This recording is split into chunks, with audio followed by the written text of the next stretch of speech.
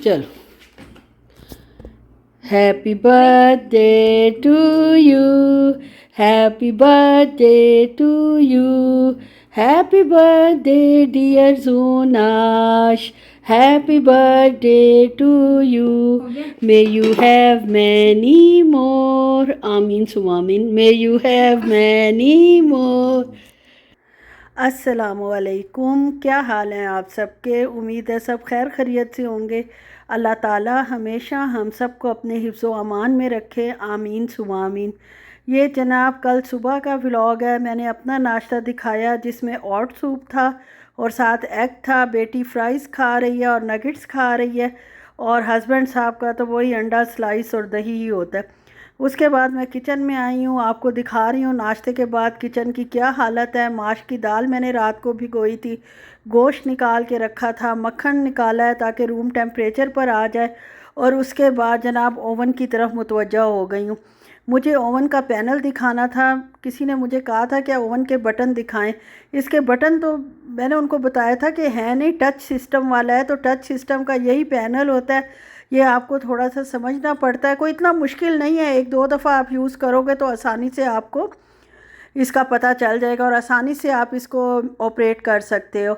और साथ ही जनाब हस्बैंड साहब के जो चाय देती हूँ पानी भी लेकर जाते हैं, पानी भर रही हूँ उनकी बोतल में। और आज जनाब माशाल्लाह मेरी बेटी की बर्थडे है। वीडियो की शुरू में आपने देख लिया होगा। तो मैं इतने कामों में मसरूफ़ थी, दो तीन चीज़ें घर बनानी थी, दो तीन चीज़ें बाहर से मंगवानी थी। मेरी बेटी की भी कॉल आ गई। वो तो माशाल्लाह कर लेती है जब फ़ारिग होती है बच्चों से, या बच्चे सोए हुए हों थोड़ी देर के लिए खैर खैरियत भी पता कर लेती है और खैर खैरियत अपनी बता भी देती है। तो सबसे पहले मैं ये सोच रही थी किचन का जो हाल है मैं किस तरह इसको हैंडल करूँ है। फिर यही सोचा कि पहले बर्तन धो लेती हूँ, बर्तनों का खिलारा जो है वो सिमटेगा तो कुछ जहन भी सुकून में आएगा कि इसका अब क्या हल करना है और आगे हमने क्या काम करना है। फिर जनाब जो दूसरा काम मैंने सोचा वो ये था कि माश की दाल बॉयल कर लेती हूँ। माश की दाल और गोश्त आज शाम को बनाना था। भिगो बैठी थी ज़्यादा, आधी दही भल्लों के लिए भिगोई थी और आधी मैंने भिगोई थी माश की दाल और गोश्त बनाने के लिए, गोश्त में डालने के लिए। तो आधी मैंने निकाल लिया, उसको प्रेशर कुकर में डालूंगी। और इसमें पानी तो ज़ाहिर जाएगा ही सही, और साथ नमक और हल्दी डालकर इसको 8 से 10 मिनट का प्रेशर दे दूंगी ताकि दाल गल जाए। गोश्त भी नाजुक सा है, अगर उसके साथ इसको इकट्ठा गलाया तो फिर तो अल्लाह ही हाफिज़, या गोश्त रहेगा या दाल रहेगी। दोनों को बचाने के लिए ज़रूरी था कि दाल को मैं पहले गला के रख दूँ और इसको साइड पे कर दूँ। इसको साइड पे करने के बाद यानी चढ़ाने के बाद अब मुझे सबसे पहले ओवन ऑन करना था और गार्लिक ब्रेड बनानी थी। बेटी मेरी इतनी शौकीन तो खाने की है नहीं, केक लेने से उसने इनकार कर दिया कि मैं बाद में बिल्कुल नहीं खाऊंगी। और हम दोनों तो मीठा खाते नहीं हैं, मैं और मेरे हस्बैंड। मैं एहतियातन नहीं खाती और वो मजबूरी की वजह से नहीं खाते क्योंकि शुगर का मसला है उन्हें। तो बहरहाल ओवन की ट्रे वगैरह निकाल कर मैं इसको तैयार कर रही हूँ गार्लिक ब्रेड के लिए, और इसको अब सेट करने की कोशिश कर रही हूँ। एक दफ़ा ही पहले मैंने सेट किया था जब मैंने केक बनाया था शुगर फ्री, और अब दूसरी दफ़ा आज कर रही थी तो सारा भूल भाल गई थी। बुक भी उठा के लाई हूँ लेकिन काम के प्रेशर की वजह से दिमाग ही नहीं चल रहा था।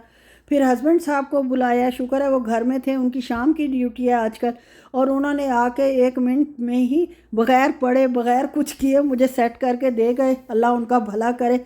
इस टेंशन से तो मैं निकली हूँ। एक बहन मेरी कह रही थी कि मुझे अच्छी तरह बताएं इसको बटन वगैरह। तो बटन बहन यही है कि सारे आप देख लें, टच सिस्टम के हैं, आपको ख़ुद टेम्परेचर सेट करना है, टाइम सेट करना है। इसको आप 2-4 दफ़ा रेगुलर यूज़ करेंगी तो फिर आपको आएगा। मैं भी देखें भूल गई हूँ, बुकलेट भी उठा के लाई हूँ लेकिन उस वक्त तवज्जो ही नहीं थी कि मैं इसको जनाब वो सेट करूँ। और गार्लिक ब्रेड बनाने के लिए जनाब गार्लिक ब्रेड जो छोटे वाली होती है वो ली हुई थी, फ्रेंच लोफ जो होता है, और जनाब वही ढीठ पुना इसका कि कट ही नहीं रहा था। और जनाब इतना ये नाजुक होता है कि एक दिन पहले लो तब भी 2 हिस्सों में तकसीम हो जाता है। गुस्सा तो खैर मुझे बहुत चढ़ा है, खैर अल्लाह का नाम लेके मैंने थोड़ा ज़ोर छुरी पर ज़्यादा लगाया और ब्रेड पर कम, और उससे शुक्र है ये स्लाइसिस जो हैं वो कट गए हैं। आज मैंने सोचा ज़रा डिफरेंट किस्म की गार्लिक ब्रेड बना लूँ। इसमें थोड़े से अनियन मैंने बिल्कुल बारीक जो स्क्वायर शेप में होते हैं, चॉप्ड ही कह लें, लेकिन अलहदा पानी के बग़ैर अनियन मैंने काट लिया है। और उसके अलावा जनाब मक्खन रूम टेम्परेचर पे था, बहुत कम मक्खन मैंने डाला जितना असूलन डालना चाहिए था। और साथ ही मैंने जनाब गार्लिक पाउडर ऐड कर दिया और इसको अच्छे से मिक्स कर लेंगे और फिर जनाब अपने स्लाइस पर अप्लाई कर देंगे। और इसमें मैं थोड़ी सी डालूँगी इस दफ़ा कुटी लाल मिर्च। एक टेस्ट खा खा के भी घर वाले तंग आ जाते हैं और बनाने वाला भी तंग आ जाता है। आज मैंने सोचा नया एक्सपीरियंस करती हूँ। खैर मैंने ये देखा भी था, फुल रेसिपी तो नहीं थी, ऐसे शक्ल देखी थी गार्लिक ब्रेड की जिसमें चिली फ्लेक्स भी डले हुए थे, वो मैंने भी डाल दिए। और इसके बाद जनाब मैंने इसके ऊपर मोज़रेला चीज़ जो था वो स्प्रिंकल किया और साथ ही मैंने अनियन जो है वो बारीक बारीक जो काटे थे, चॉप किए थे, वो डाले हैं। और वो डालने के बाद फिर मैंने जनाब इसके ऊपर डाला है थोड़ा सा पार्सले, जो मेरे पास ड्राइड पार्सले हमेशा होता है, वो रखती ही मैं ड्राइड हूँ। उसको डालने के बाद फिर थोड़ा सा मैंने ऊपर मोज़रेला चीज़ डाल दिया। हल्का सा, बहुत लाइट थे ये बने और बहुत टेस्टी थे, थोड़ा डिफरेंट जायका था। और फिर आखिर में मैंने बस पार्सले फ्लेक्स जो आपको बताया है वो डाले हैं और गार्लिक ब्रेड को एक दूसरे का सहारा दे दिया, गिर पड़ रही थी दो जब इकट्ठी हुई हैं तो टिक गई हैं एक जगह पे। बस जनाब ओवन में रखते हैं इसको और टाइम पहले ही सेट है, 15 मिनट पहले ही इस ओवन को गर्म करना होता है।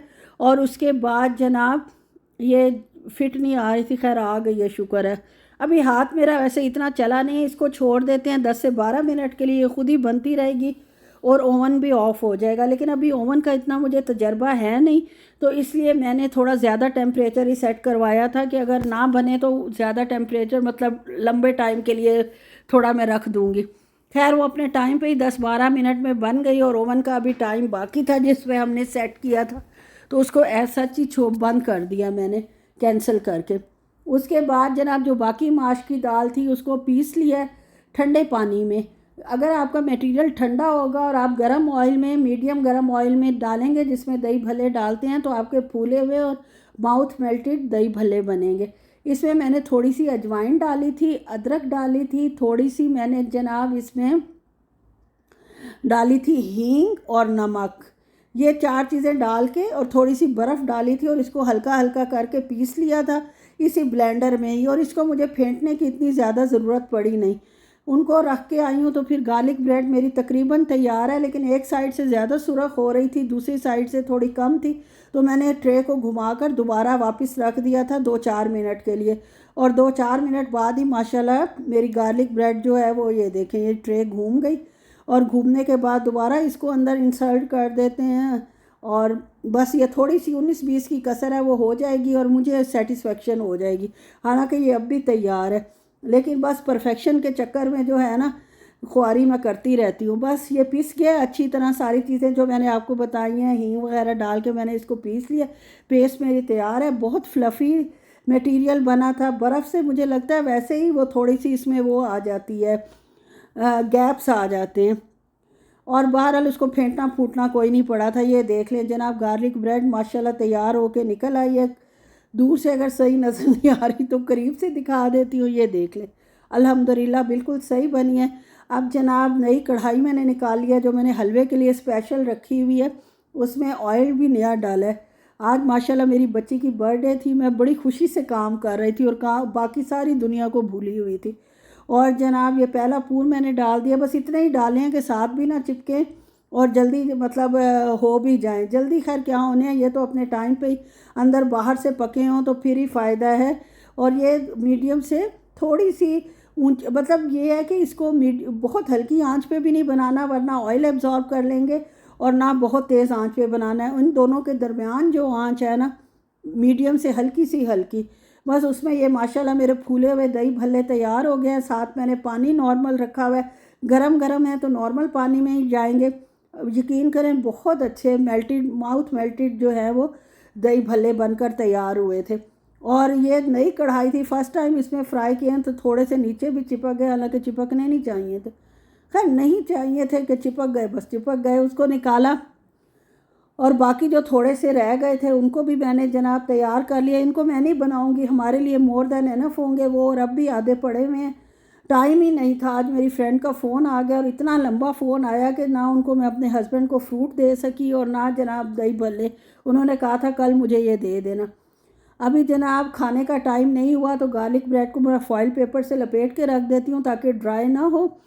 और उसके बाद जनाब दही भल्लों की कर लेते हैं दही तैयार। गाढ़ी गाढ़ी मोटी मोटी अच्छी सी दही, जैसे मतलब दही भल्लों की निशानी होती है कि दही उसका गाढ़ा ही होता है।